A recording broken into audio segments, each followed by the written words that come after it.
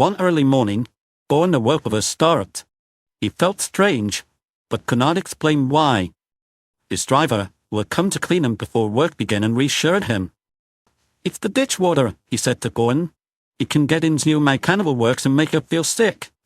Gordon was satisfied with that explanation, but what was odd, that he couldn't remember falling into the ditch, even though it recently happened. The memory was fuzzy at best. Oh, I'm just exhausted from pulling the express so well," he chuckled to himself, and he fell back into an uneasy sleep. He turned to vague images. Those were mine and of darkness below. In these images, he felt apart from himself, as if viewing the events from above. He cannot see anything clearly, but he felt strongly that these memories didn't belong to him.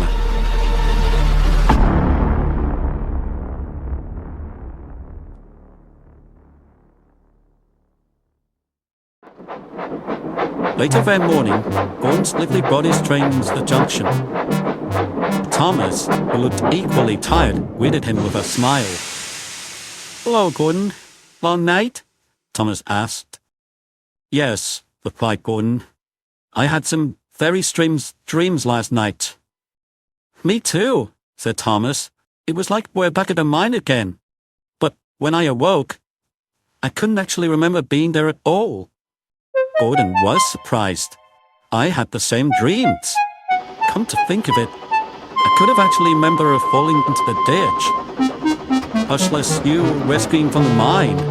What does that mean?" Thomas asked. I don't know," Gordon said. "We only just came back. I remember bringing you to the yard just before the Queen came to the island of Sodor." "I remember that too, but why can't we actually remember and be at the mine?" The two engines decided to find out for themselves.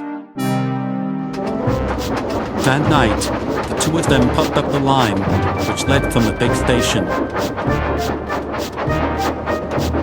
They ran the curve that led to the mines, but were met with cautionary signs which read, "Danger, collapsed mine ahead." "We'll have to investigate from here," said their crews. They walked past the signs and towards the collapsed mine shafts. They came back a short while later. "What are you doing back so soon?" Thomas asked. Nothing to see. Let's head back." Thomas and Gordon didn't believe them.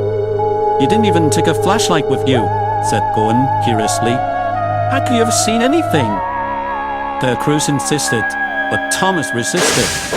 He sped through the cautionary signs and stopped at the edge of a large gaping pit. When he looked down inside, he shrieked. Dig, go it in," Thomas called.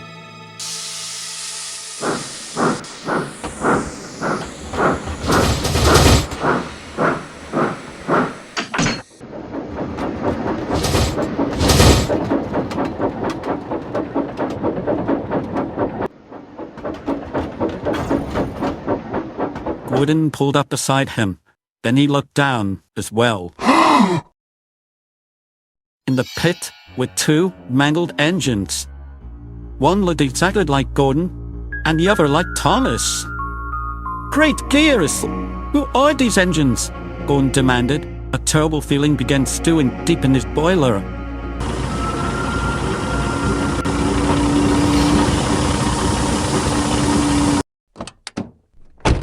"I can explain," said a familiar voice. It was Sir Topham Hatt, who stood next to his car. "I'd hoped this day would never come, but at last, here we are. These here were you," he continued solemnly. "What do you mean, where?" asked Thomas, distressed in his voice. "When you fell into the mine, Thomas, you didn't just fall. The mine collapsed beneath you, swallowing you whole.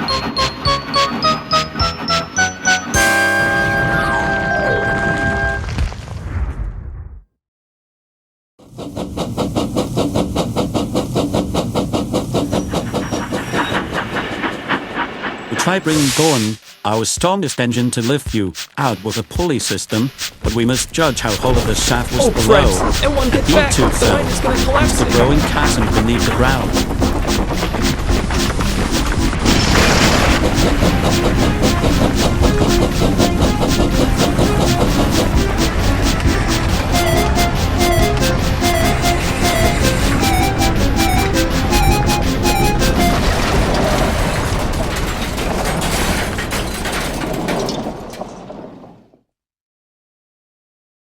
But sir, how could we be here if we're down there?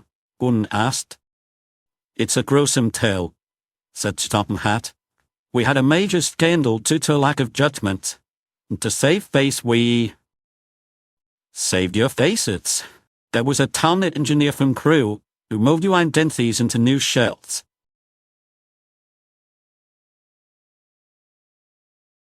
The engines you see below, your former selves, you were prototypes.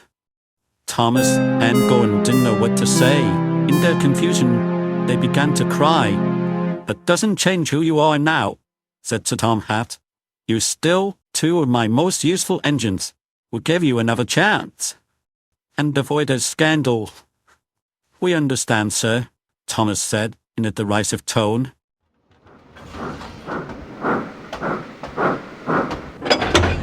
Soon after, the two engines slunk home buffer to buffer. Everything felt familiar and foreign at the same time. They didn't feel whole anymore.